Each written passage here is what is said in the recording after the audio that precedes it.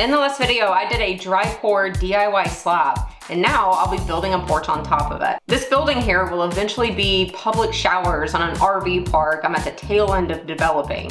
I'm using an awesome new to me roofing system called Glaze that doesn't require purlins and is also very easy to install. If you're looking at adding on a porch, doing it under the existing roof line is an option, which I'm going to show you here. But know that a different option is tying into the existing roof line, into the eave, which I've done in a previous video years ago. So I'll link that down below to give you a different option. All right, let's get started on the process.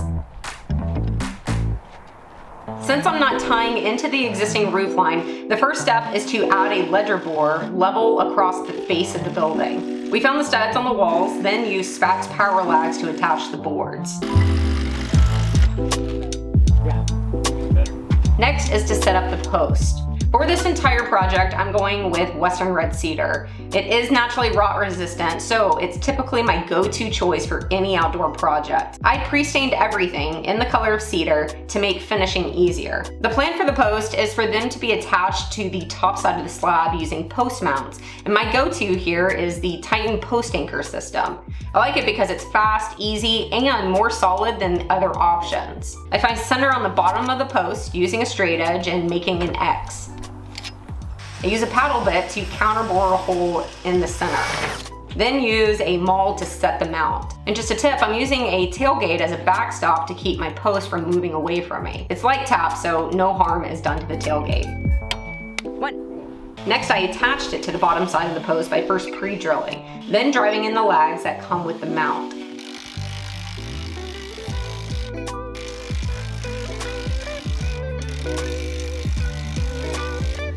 Since I have 4 posts, I repeated the process and mounted all 4 bases. I love working with a Western red cedar for several reasons, but one is how lightweight and easy it is to work with.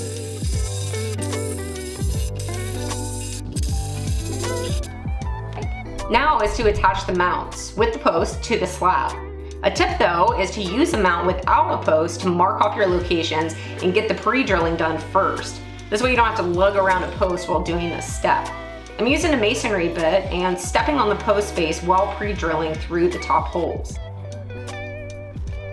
Then masonry screws can attach it. I like to get each one started before fully running them in. This anchoring system also works well on decks and comes in several sizes. You can see there's a shoulder cut into the tops of these, and that will receive the header in the next step, which will connect the posts to each other.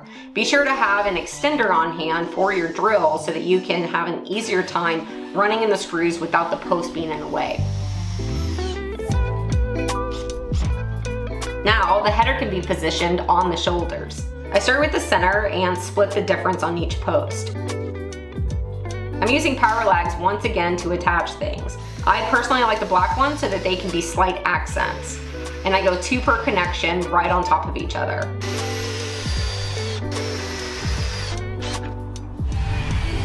Nice! The left and right header can now be added. I made sure the overhang was the correct distance from the post before I attached this one. Let me see if I can give you orientation. If this is the building and this is the post, I'm making sure that it's plumbed this way by making sure that overhang is correct.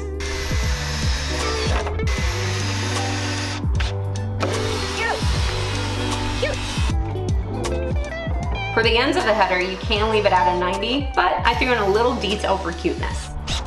I think that's pretty cute. Alrighty, we have the back ledger in place, we have the post and header in place. Now we can connect the two with rafters. We first added in the joist hangers to the back, which is like a sleeve for the rafter to sit in. Then pulled the tape along the front and marked off where each rafter should fall. This makes the next step of throwing them in go very quick. I'm using my Senko metal connector nail gun, which lets me precisely nail in joist hanger nails. But another option that is also quick is a palm nailer. Jacob would cut each rafter so I could just slide down and attach. Slide down and attach.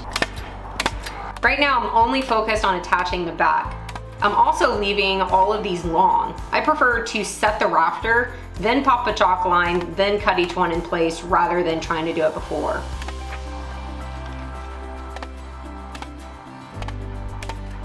Man, I love the way Western red looks. Don't worry about that ugly yellow of the building. That's the color the material comes in, but the entire building will get painted. Then that cedar will really be able to shine. All right, before attaching the front, we have already plumbed the post this way by measuring on the header. Now we need to plumb it this way. And we're gonna do that with a level. Jacob's gonna hold the level while I then set the rafter. When that rafter gets pinned, it should make this post perfectly plumb. You like that? There. Okay, got it. Okay.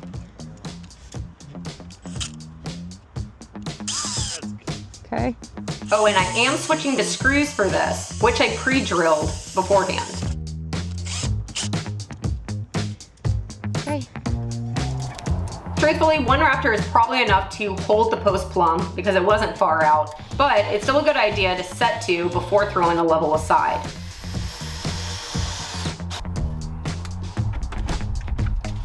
Jacob and I repeated this process at each post, then split up and attached each rafter with 2 toenail screws each.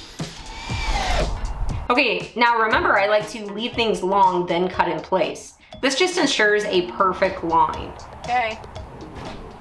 It might seem like a lot of work, but it's just a few quick cuts that takes no time at all if you're used to using a circular saw.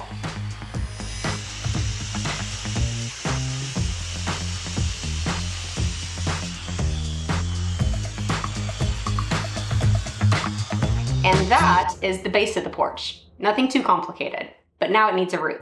I've lost count on how many roofs I've done over the years, so anybody who comes out with a product that's durable, looks good, and makes this easier, yes please. For this job, I'm using a product made by Powram called Glaze. And the idea is they made the shape of it to fit right over 2x material on 24-inch centers without requiring purlins or sheathing.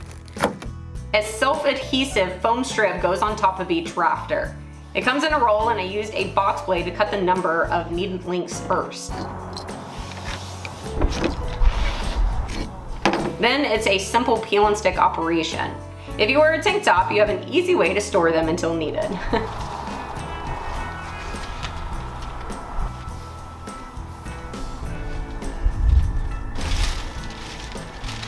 Then the panels go right on top. Jacob would pass me up a panel, we'd make sure the overhang was the same on both rafters, then I would attach it.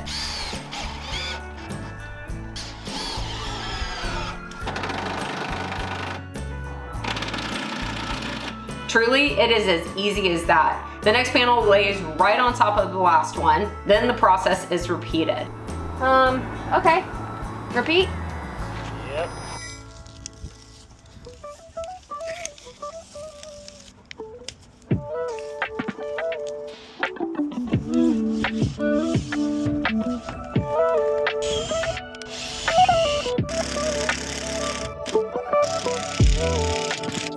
I had a short space to work with here, so I couldn't use a full panel, which isn't a problem as this material cuts cleanly with a circular saw.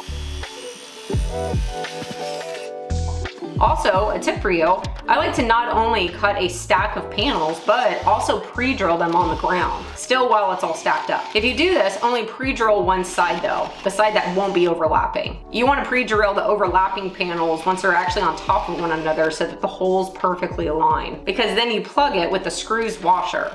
Each screw comes with a rubber washer that, when you seat it properly, it seals the hole. Each panel comes with an easy to peel protective coating on both the top and the bottom. And I would peel off the top as we went, but the bottom I could do from the ground after. Although these panels are polycarbonate, they don't have a plasticky look and look more like glass to me. These are 3 times as thick as typical polycarbonate panels, so they're almost unbreakable and carry high wind and snow load ratings. So good for you northerners as well. They're available in clear or tinted and almost completely block out UV rays. If you're building a porch, carport, maybe even a sunroom, I highly recommend that you check out Glaze panels. I'll leave links to everything I used in the description. I am very happy with not only how quick this came together, but also how cute it looks. If you've been thinking about adding a porch to an existing building, then I hope this gives you inspiration and encourages you that you can do it. In the next video, I'm going to add in some railing with a system that simply changes the railing game. It's so good. So stay tuned if you're interested in seeing that. And if you're interested in hearing about my Almost there, RV park. It is called Pierce Oak, and I will be releasing videos on that probably as soon as I open. But I do have more projects to complete before I open, so you'll be hearing more about it. I will see you on my next project, guys.